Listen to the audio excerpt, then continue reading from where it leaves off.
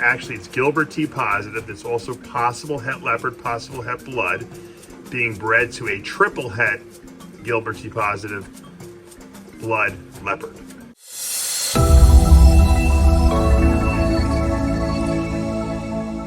What's up, snake fans? Dave Palumbo here for Muscle Serpents Daily. I got the phone call I've been waiting for. Pablo said, we got a boa litter. I showed you the other day a waxy stool from this female. I don't know which one you can guess it was, but we're gonna head into that snake room and take a look and see what babies we got from this boa. This is boa litter number 7. It's actually boa litter number 9.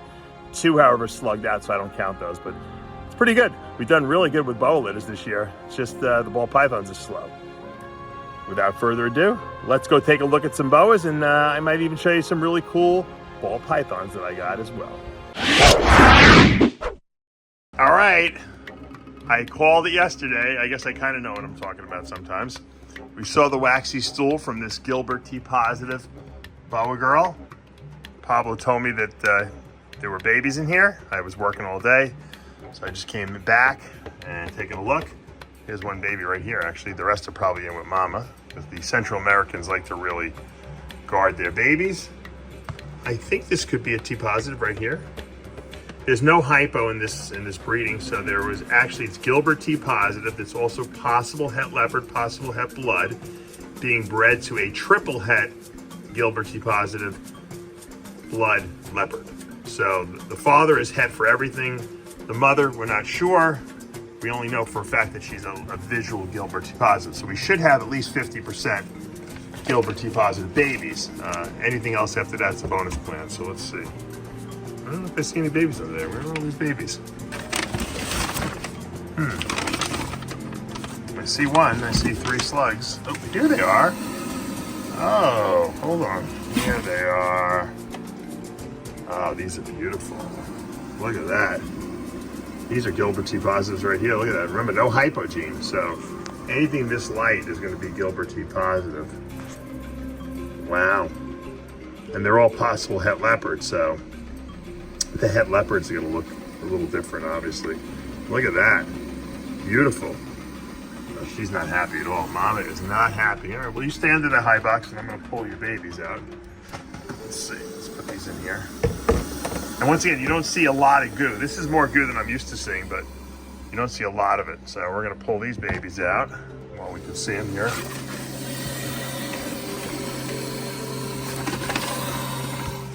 Well, where all these babies are. Let me go look for them. I'll pull them out. Ah, she was hiding them. Look at this. They're behind her. She's guarding them. Can you believe that? That's Central Americans, good mamas. Very protective, good mamas. Oh, look at this little guy getting away. Talk about independent, man. Wow.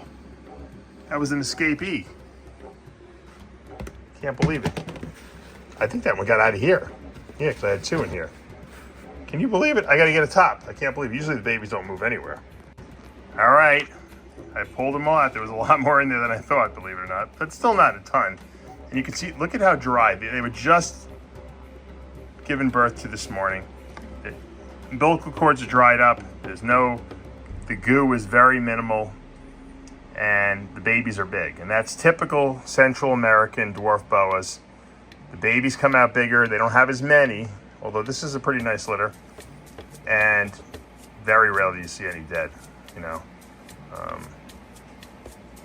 There was 3 slugs that were just infertile, but they weren't dead. Now the light ones, the really light ones, are going to be your T positives. These are your Gilbert T positives, and we're gonna have to wait till these shed. But you know, a lot of these, this is definitely Gilbert T positive right here. These other ones, it's going to be hard to tell because a lot of them are going to be possible het blood. Some of them are going to be possible het leopard, and they do look different. Whoa! Everyone's escaping now. They do look different in that het form. So. I can't. These are like my kids. I can't manage them. I'm taking one out. I'll take one out. I would say this is visual Gilbert T positive, more than likely. All right. This is a really nice Gilbert T positive. This is this could be het leopard too. It could be het blood. but it's very, very light. And this is, once again, it hasn't even, you know, they were just born. When these shed out, this will get lighter. It almost looks, it looks hypo. And really, T positives are very hypo-ish looking, if you think about it. It's removing some of the melanin, but not all of it. And you get a hypo-ish look. Now, this snake, I think, will get much prettier looking as it grows and gets older and sheds out. It's got some, like I said, I think that there is probably some maybe het leopard in here or het blood. We'd have to prove these out. I will probably make a lot of these available and maybe keep one or two. So, nice litter. There's probably about 12 in there or so, and I'm pretty happy. Everything came out nice. All right, here's a female I haven't shown you for quite some time. She's a hypo salmon line, flamingo pastel, red tiger pastel. So that's it. She's really basically just a really pretty hypo with two pastel lines in her, red tiger and flamingo. And I've had this girl for a long time. I mean, I'm talking a long time, and I've been trying to breed her. And she just, I don't know, she just hasn't gone. And I really just, you know, she was never a priority project, so I kind of just didn't push.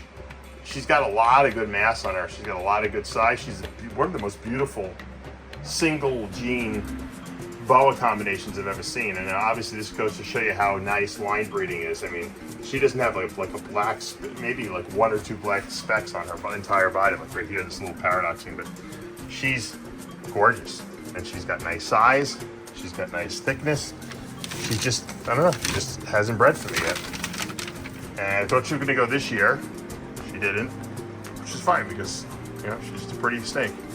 Maybe I'll try to breed her something else. I've been trying to breed her pretty much to the same snake every year, so sometimes that doesn't work if they're not compatible. They seem to be compatible, but I just don't see breeding action with them. So I might try another male with her this year. She's so pretty. I might try Labyrinth with her because I think Labby would be really, like a hypo Labby would be beautiful with this girl, because she already has Labby-like look to her, not necessarily her saddles, but I'm saying she has that like really clean, you know, nice light look to her. So imagine a super hypo Labby version of this with the red pastel and the red tiger and the flamingo pastel line in there. So we'll keep an eye on her. Show you some of my shining stars.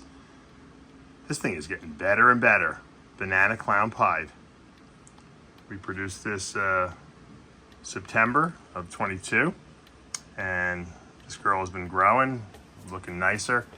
And it's funny because a lot of times, you know, banana fades, and I think this is actually looking nicer. This banana clown pied, really, really beautiful. And there's no enchi in this one either. So pretty happy. Can't be happier. This was one of my highlight clutches of 22. So I produced a lot of visual clown pied stuff, and then I got this banana clown pied, which is awesome. I'm excited. All right, a little update on Sonic Sal, one of my few named ball pythons, but Sonic is doing good. And he's a chocolate clown. He's actually a chocolate pastel clown. And Sal Gomez, thank you. She's looking great. I will eventually grow her up and breed her. She won't be leaving here. My only chocolate gene in my entire collection, which is pretty impressive. I have a lot of ball pythons. So I value her because it is my only chocolate. And it's clown chocolate, which is even better. And just because this girl is in such an interesting position, because she was trying to get away from me, I figured I'd film her because we can really get a good appreciation. This is an enchi clown pied. Enchi takes away a lot of the white from pied, but you can still see it on the belly, creeping up the sides. And this is a perfect view. So I know you're trying to get away from me, but you actually made the video awesome. So thank you, my little girl. This is my first enchi clown pied ever produced. This was produced in May of 22, so she's a year old. And hopefully another year or so she'll be breeding. That's the goal. Make more clown pied stuff. It's probably the two most popular genes, ball python breeding. And even though she's a little skittish. She's actually, you can see she's not snapping. She's got a very good even personality. So she's not going anywhere. She'll be in the breeding program pretty soon. Still one of the prettiest snakes in my collection. Enchi Clown, 66% hep hide. That's right. We don't even know it's hep hide, if it's hep hide, because both parents were hep hide, but she didn't come out visual. And therefore we can only call it 66% hep hide. We'll have to breed her out to prove it, but man, Enchi Clowns are really nice. Look at how beautiful this snake is. This is just gorgeous. And I think I have her sister. Do we have her sister? Yeah, no, we have her brother. Our brothers look just like her. Yeah, he's gorgeous too. Then I go to the water bowl and pull him out. Let's see. Oh, there he is. Yep. So both Enchi Clowns that are 100% hep hides. They both look pretty similar, so I'm guessing that probably either they're both hep hide or they're both not hep hide. Because usually hep hide will have some visual markers. Now you're not going to see it. There's no railroad tracks on these guys because they're already they're visual clowns and it's removed all that. But cool. We'll have to just grow them up and breed them out. So, if anyone wants to take a chance and pick one up, let me know. Maybe I might sell one. All right, last cool snake of the day. Leopard Lavender Albino. This girl is about a year old, and we're gonna start seeing more and more lavenders come in as she gets older and bigger. Really beautiful looking. Lavender albinos are just gorgeous. If you're looking to get into if you like albinos, if you're looking for a cool pet, if you're looking just to get into the breeding projects of the lavender albinos, this male that I have not listed will probably be made available. So they got another male, and this guy is exquisite though. They're both really exquisite. So, but I don't need both of them. So if anyone's interested in this male, hit me up. Let me know, and we'll make a deal. He's really nice. I mean, like I said, lavender albinos are just really pretty, and if you want to see one as they get older, what happens to them is, let's see if we can pull this girl out of here. They get that purplish tinge, and she's probably going to lay some eggs. She's actually the mother of this baby, so I believe she's the mother of this. I'm pretty sure she is. I have two lavender albinos. I think she's the mother. But you can see how all the purples came in here. All these, that was all white when they were born, and so all that's replaced by purples. So really pretty. All right, guys, that's going to do it for today here at Palumbo's Pythons and Boas. Hopefully you like that nice boa litter. It's amazing how those Central American boas, very little goo, very mature babies. They're bigger. They're very independent. If you look at the Colombian boas, they're like half dead when they're born. And then you have to put them in the incubator for like a week or so. But these Central Americans, they're like ready to eat almost. It's unbelievable. I guess that's important for survival for dwarf boas, because boas that are really small boas probably are ripe for the picking for predators. And so these snakes have to get born. They can't have a lot of goo where a predator is going to be able to smell that and sense that. And these snakes have to be ready to fend for themselves right out of the gate. So it makes sense. We didn't hit any triple recessives here, but we did get some visual Gilbert T positives. Looks like we got some het bloods and some het leopards in there as well. So I'm kind of stoked. Proved out the Gilbert T positive. I know a lot of people really like that line of T positive albino. If you guys are interested, you like any of those babies, hit me up. We can definitely make a deal.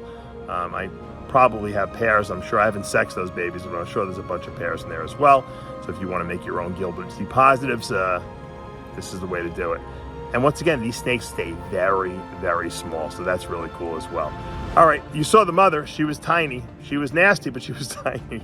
She was protecting her young. That's another thing. The Central Americans love to protect their babies. And on that note, you know what to do. Hit that subscribe button, turn on those notifications, hit that like button. I'll see you back tomorrow morning.